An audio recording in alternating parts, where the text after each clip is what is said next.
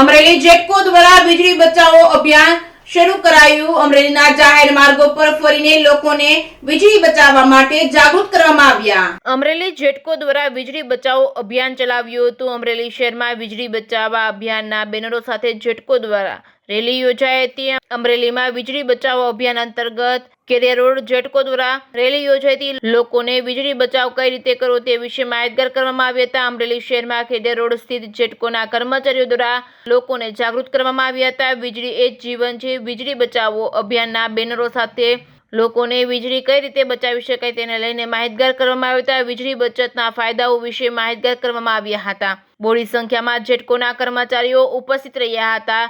Reporting by સૈનિક સોજિત્રા, અમરેલી। મારું નામ HR વામજા, કાર્યપાલક ઇજનેર, જેટકો પ્રવહન વિભાગીય કચેરી, અમરેલી।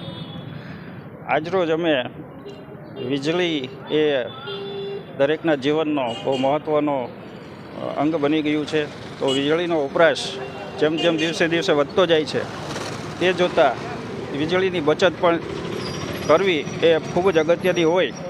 અમારા તરફથી સામાન્ય જનતાને અને બધાને એક સંદેશ પહોંચાડવા માગીએ છીએ કે આપણે આપણી દૈનિક વપરાશમાં જેટલો શક્ય બને તેટલો બચત કરી અને વીજળીનો જે વપરાશ છે એને ઘટાડવાના પ્રયત્નો કરવા જોઈએ, એવા આશયથી અમે અમારા GUVNLની સૂચનાથી આજની આ રેલીનું આયોજન કરેલ છે।